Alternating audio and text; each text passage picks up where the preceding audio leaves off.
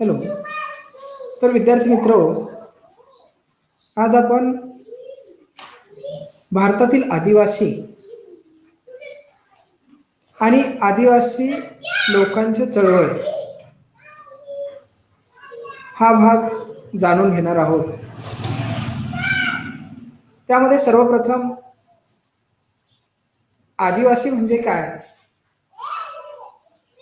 आणि आदिवासींचे प्रश्न यावर एक नजर आपण टाकणार आहोत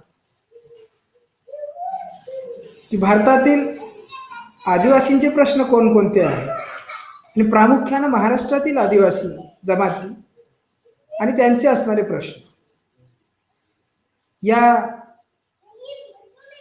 प्रश्नांच्या संदर्भाने आपण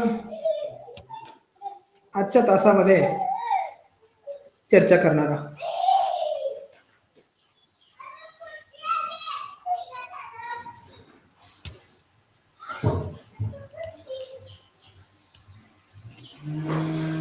तर ज्या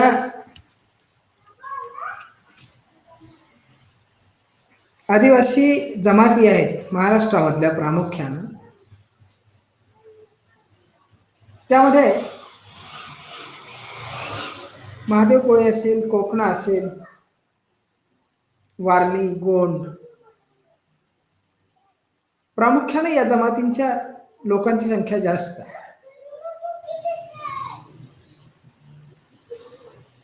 पण ह्या आदिवासींच्या प्रश्नांचं जे स्वरूप आहे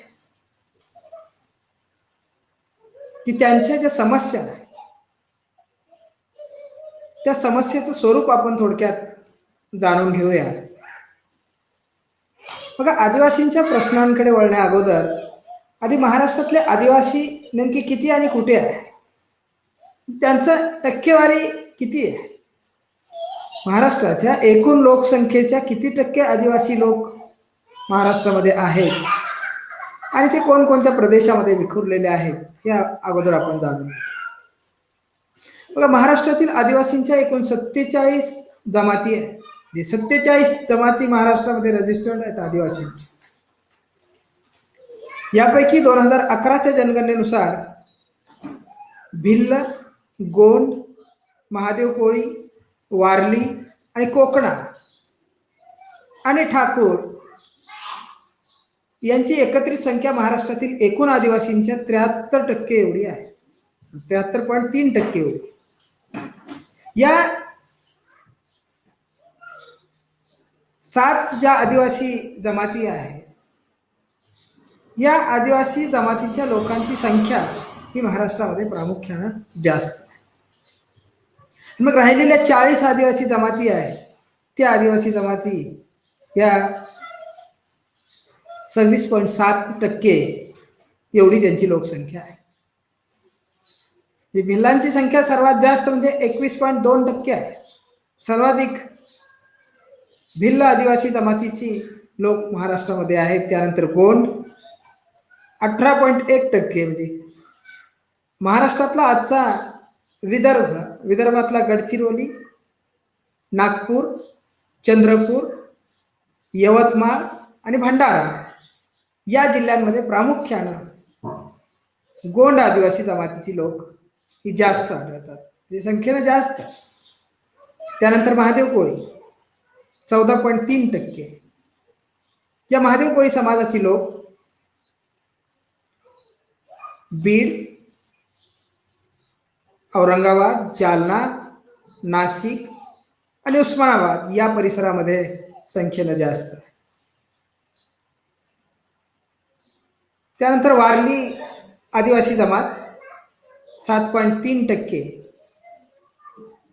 अकोला, अमरावती, वर्धा या जिल्ह्यांमध्ये या जमातीचे लोक हे प्रामुख्यानं आढळतात. कोकणा आदिवासी जमात ही ठाणे, नाशिक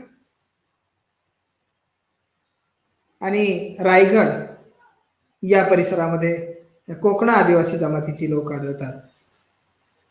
म्हणजे ठाकूर 5.7% अशी ठाकूर आदिवासी जमातींची लोकसंख्या आहे. म्हणजे महाराष्ट्रात एकूण 19 आदिवासी जमाती अशा आहेत ज्यांची संख्या 1,000 पेक्षाही कमी आहे. म्हणजे एकूण 47 पैकी 19 जमाती अशा आहेत की त्यांची संख्या ही 47 पेक्षा कमी, 1,000 पेक्षाही कमी आहे. महाराष्ट्रातील 3 आदिवासी जमाती या आदिम जमाती म्हणून भारत सरकारने जाहीर केलेले आहेत. यामध्ये कोलम यवतमाळ जिल्ह्यात, कातकरी ठाणे आणि रायगड जिल्हा आणि माडिया म्हणजे माडिया गोंड गडचिरोली जिल्हा या जमातींचा समावेश आहे. या आदिम जमाती म्हणून या 3 जमातीला भारत सरकारने ही परमिशन दिलेली आहे किंवा भारत सरकारने या 3 आदिवासी जमातींना आदिम जमाती म्हणून ठरवलेलं आहे.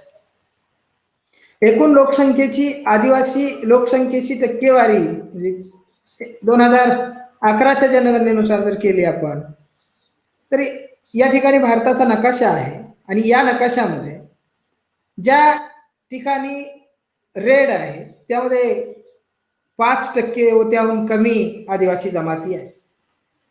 यात उत्तर प्रदेश, तामिळनाडू, केरळ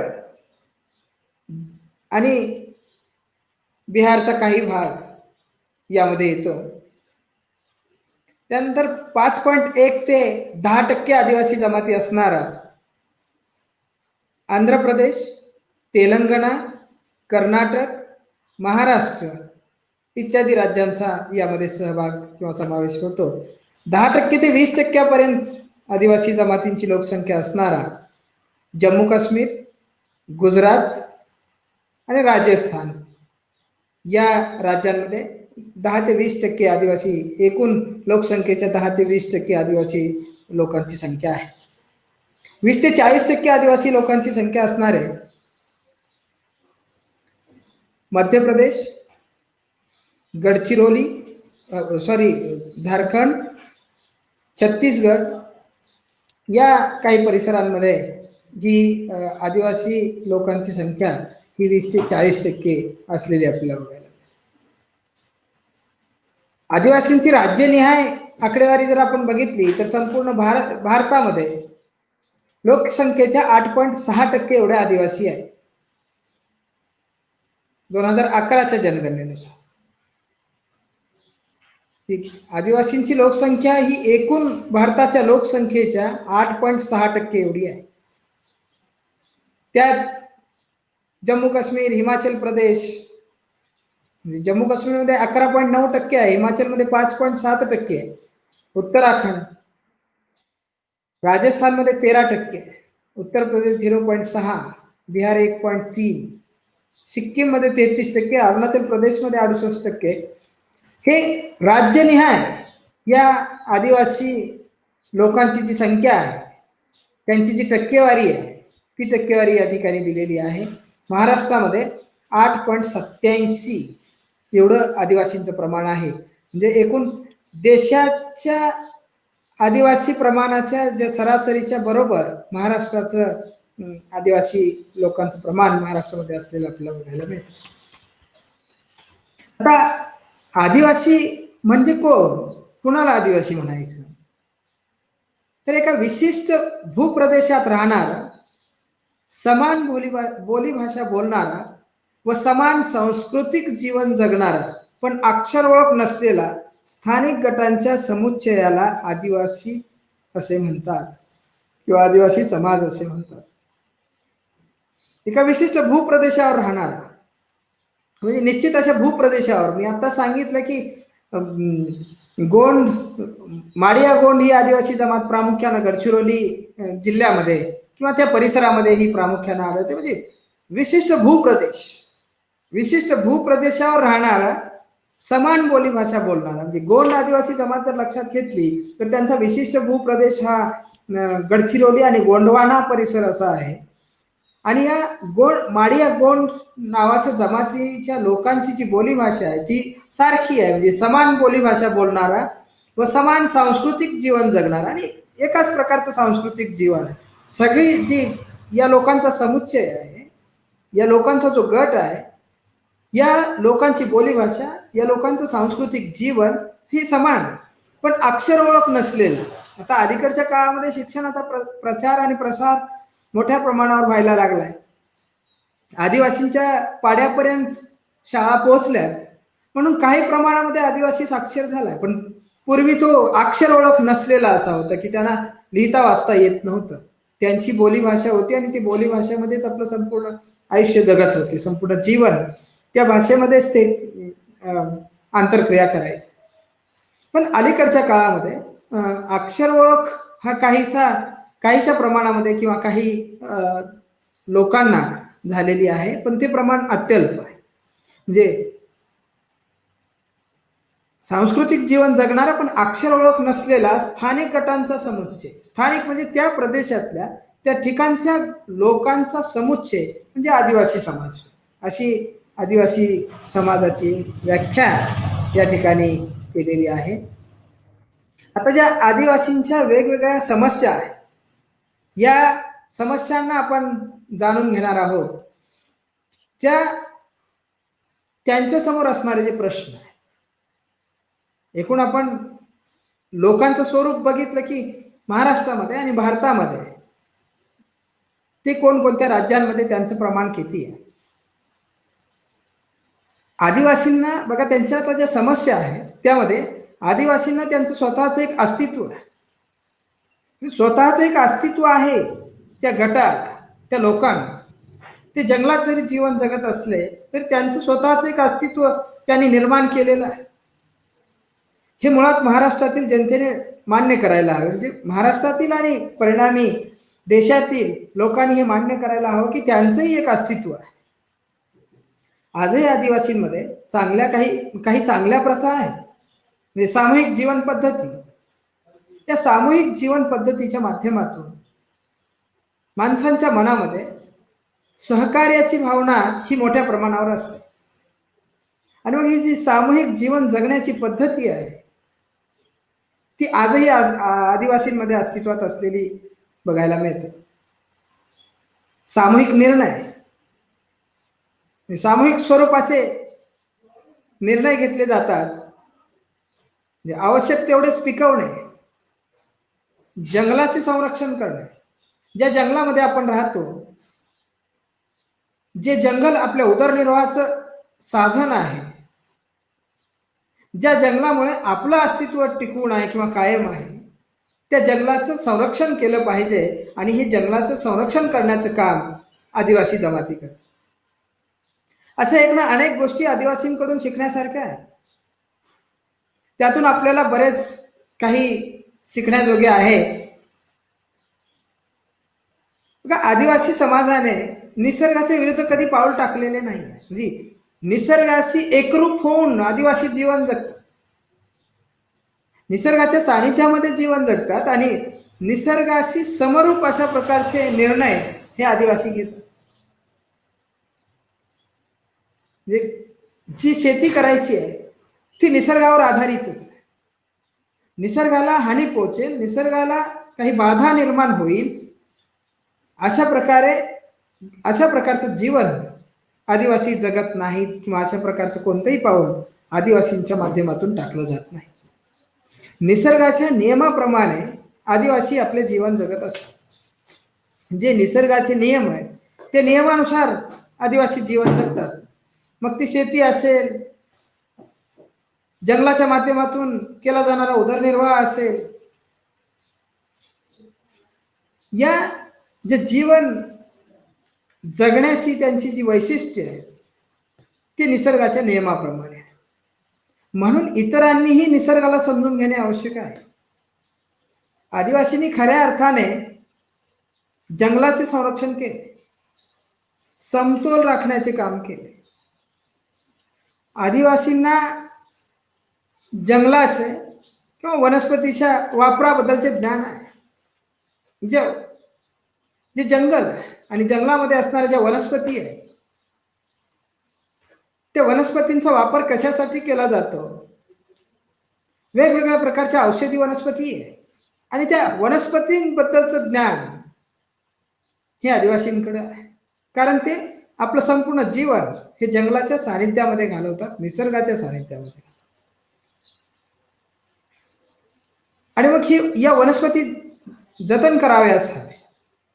त्यांचे सण, उत्सव, वेगवेगळे विधी हे निसर्गाला कोणतीही हानी न करता साजरे केले जातात.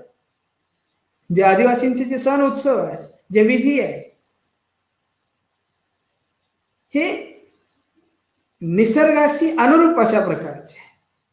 त्यांच्या सण उत्सवातून, त्यांच्या विधीमधून निसर्गाला कोणत्याही प्रकारची हानी पोचत नाही किंवा हानी पोचू दिली जात नाही. गोंगाट किंवा वारेमाप खर्च, इतरांना त्रास होईल असा कोणताच सण उत्सव किंवा विधी आदिवासींमध्ये नाही आहे. तरीही आजचा आदिवासी चुकीच्या आणि अपुऱ्या विकास योजनांमुळे अनेक समस्यांनी ग्रस्त आहे. जे जे चुकीच्या आणि अपुऱ्या विकासाच्या ज्या योजना आहे, काही विकासाच्या योजना आदिवासींसाठी राबवल्या गेल्या, पण प्रत्यक्षात मात्र त्यांच्यापर्यंत पोहोचल्याच नाही, त्यांचे प्रश्न सुटले नाही. आणि मुळात या आदिवासींसाठी राबवल्या जाणाऱ्या विकासाच्या योजनाच अपुऱ्या आहे. आणि यामुळे त्यांच्या समोर जे असणारे वेगवेगळे प्रश्न आहेत, हे प्रश्न सुटलेले नाही आहेत. या प्रश्नांची संख्या वाढत चालली आहे. नवनवे प्रश्न त्यांच्या समोर उभे राहतात. आता हे प्रश्न कोणकोणते आहेत? सर्वप्रथम जंगल संरक्षण कायद्याच्या आडून आदिवासींची होणारी पिळवणूक. म्हणजे जंगलाचं संरक्षण करण्याची जबाबदारी किंवा जंगलाचं संरक्षण करण्यासाठी जे काही कायदे झाले, त्या कायद्याच्या आडून किंवा त्या कायद्याचा आधार घेऊन आदिवासी लोकांची पिळवणूक केली जाते. जंगल आणि जंगलातील प्राण्यांचं संरक्षण करण्याच्या निमित्ताने इंग्रजांनी जंगल कायदा बनविला आणि काही क्षेत्र हे आरक्षित केले. म्हणजे अनेक व्याघ्र प्रकल्प केले, वेगवेगळ्या प्राण्यांसाठी वेगवेगळी राष्ट्रीय उद्यानं निर्माण केली. काही वाघासाठी असतील, काही सिंहांसाठी असतील, काही हरणांची आहेत, काही हत्तींची आहेत, काही गेंड्यांची आहेत. हे जंगलामध्ये या विशिष्ट परिसरांना आरक्षित केलं आणि त्या ठिकाणाहून आदिवासींना बाजूला केलं. त्या परिसरामध्ये आदिवासींना जाण्यासाठी विरोध केला. या आरक्षित किंवा ही जे संरक्षणाच्या नावाखाली, प्राण्यांच्या संरक्षणाच्या नावाखाली ज्या जमिनी आरक्षित केल्या, त्यामुळे बघा, यामुळे जंगलावरील आदिवासींचा हक्क आपोआपच हिरावला गेला. ज्या जंगलावर आदिवासींचा हक्क होता, ज्या जंगलामध्ये ते आपलं जीवन जगत होते, ज्या वनस्पतींची फळं खाऊन ते आपलं आयुष्य काढायची, जगायची, तो ही जंगल आरक्षित केल्यामुळे आपोआपच त्यांचा हक्क हा हिरावला गेला. ब्रिटिश राज्यकर्त्यांचे आदिवासींबाबतचे धोरण हे आदिवासींना आहे त्या स्थितीत ठेवण्याचेच होते. नीती जसे आहेत तसेच त्यांना ठेवायचं, त्यांच्यामध्ये फारसा विकास करायचा नाही, त्यांची प्रगती करायची. आदिवासीवर हुकूमत गाजवणे तसे त्यांनाही अवघड होते. आदिवासींचे दुर्गम भागातील वास्तव्य हे एक त्यामागील कारण होते. कारण आदिवासी मुळातच दुर्गम भागामध्ये राहत होतात, कारण त्यांच्यापर्यंत दळणवळणाची साधनं पोहोचली नव्हती. त्यांच्यापर्यंत शिक्षण, आरोग्य, अन्न, वस्त्र या ज्या मूलभूत गरजा आहेत, याही पोहोचलेल्या नव्हत्या. आदिवासींनी इंग्रजांना त्यांच्या इलाक्यात व जंगलात यायला प्रतिबंध केल्याची उदाहरणे पाहायला मिळतात. म्हणजे ब्रिटिश कालखंडामध्ये आदिवासींनी जो आपल्या अस्तित्वाचा लढा दिला, त्या लढ्यामध्ये अनेक आदिवासी नेते पुढे आले आणि त्यांनी ब्रिटिशांना जंगलात येण्यापासून रोखलं. आदिवासींनी इंग्रजाच्या विरोधात बंड केल्याची अनेक उदाहरणे आहेत. त्यामुळे आदिवासींमध्ये राजकीय जागृती होऊ न देणे, हे एकत्र येणार नाहीत याची इंग्रजांनी कायदेशीर तरतूद केली, की त्यांच्यामध्ये राजकीय जाणीव निर्माण होऊ द्यायची नाही आणि त्यांना एकत्र येऊ द्यायचं नाही. यासाठी कायदेशीर तरतुदी केल्या. 1864 सालचा जंगल संरक्षण कायदा हा त्यासाठीच आणला आणि जंगल संरक्षण कायद्याच्या बहाण्याने इंग्रजांनी मग जंगलावरच आक्रमण करायला सुरुवात केली. जंगलाचं संरक्षण करायचं. मुळात जंगलाचं संरक्षण हे आदिवासी जमाती करत होत्या.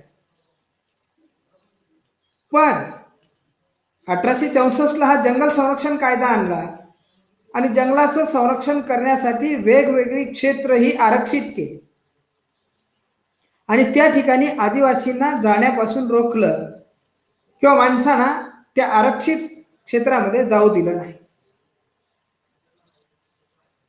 आणि या कायद्याच्या माध्यमातून जंगलावर आक्रमण करायला सुरुवात केली. अक्षरशः जंगलाची लूट करायला सुरुवात केली.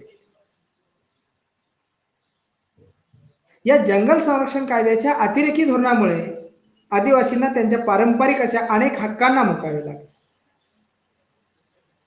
सुरुवातीस आदिवासी गावाची सामुदायिक असणारी जमीन वैयक्तिक करण्यावर इंग्रजांनी सुरुवात केली की आदिवासी लोकांची जी जमीन होती, त्यांची जी वस्ती होती, त्यांचे जे पाडे होते, त्यांची जमीन सामूहिक होती. जे 100 लोक एका वस्तीवर राहत असतील तर या 100 लोकांची सामूहिक जमीन होती. 200 लोकांची सामूहिक जमीन होती. म्हणजे कुणा एकाची जमीन नव्हती. ते सामूहिक अशा स्वरूपाचं जीवन जगत होतं. आणि मग ही सामूहिक जमीन वैयक्तिक करण्यावर इंग्रजांनी भर दिला, कारण इंग्रजांना टॅक्स हवा होता. इंग्रज त्यावर कर लावत होते.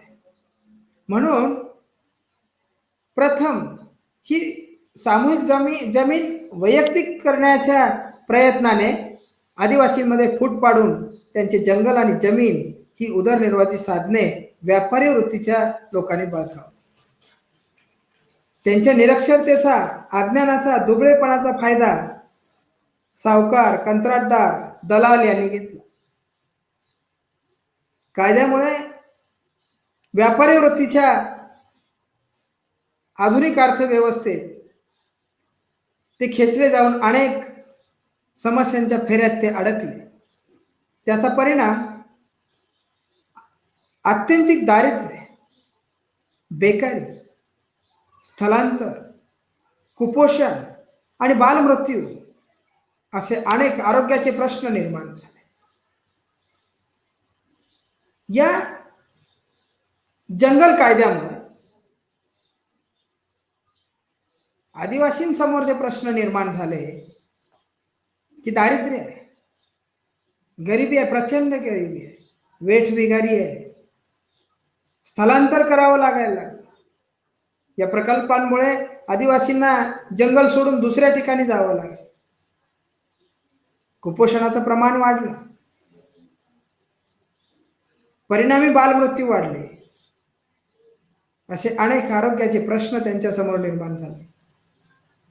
त्यांच्या आयुष्यात गुंतागुंत वाढली आणि आदिवासींच्या दुर्दैवाने स्वातंत्र्यानंतरही जंगल कायद्यामध्ये त्यांना हवी ती सुधारणा झाली नाही. म्हणजे ही 1864चा कायदा होताच, पण स्वातंत्र्यानंतर जंगल कायद्यामध्ये सुधारणा होईल आणि आमचे हक्क आम्हाला पुन्हा परत मिळतील अशी अपेक्षा आदिवासींची होती.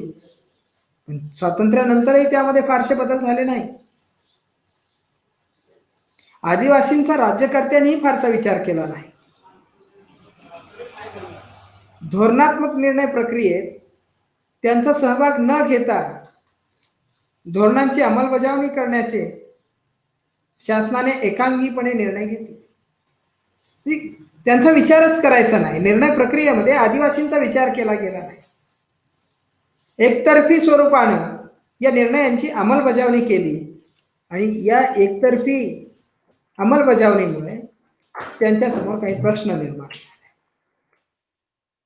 बघा, पुढचा त्यांच्या समोरचा प्रश्न आहे तो विस्थापनाचा. म्हणजे विस्थापन, वेगवेगळे जे विकासाचे प्रकल्प आहेत, या विकासाच्या प्रकल्पांच्या माध्यमातून त्यांना विस्थापित केलं गेलं. एका बाजूला जंगल आरक्षित केलं आणि हजारो एकर जंगल आरक्षित करून त्यांना त्या ठिकाणाहून विस्थापित केलं. दुसऱ्या बाजूला धरणं आहेत, जे मोठमोठ्या प्रकारचे डॅम डॅमची निर्मिती करण्यासाठी शेकडो गावांना एका ठिकाणाहून दुसऱ्या ठिकाणी स्थलांतरित केले. त्यात आदिवासींचा सहभाग आहे. खाणी आहे,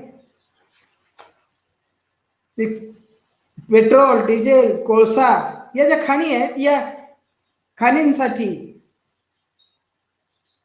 त्या जमिनी आरक्षित केल्या गेल्या आणि तिथून आदिवासींना स्थलांतरित केले. काही जे विस्थापन आहे, जे स्थलांतर, जगात मोठी धरणं बांधण्यामध्ये भारत हे सर्वात मोठं राष्ट्र आहे. आज स्मितीला भारतात एकूण 4291 एवढी मोठी धरणे आहेत. यापैकी आतापर्यंत 3596 बांधून पूर्ण आहेत, तर 695 धरणांचं काम चालू. म्हणजे भारतातील 6 ते 6.5 कोटी लोक हे विकासाच्या मोठ्या प्रकल्पांमुळे विस्थापित झाले, एका ठिकाणाहून दुसऱ्या ठिकाणी.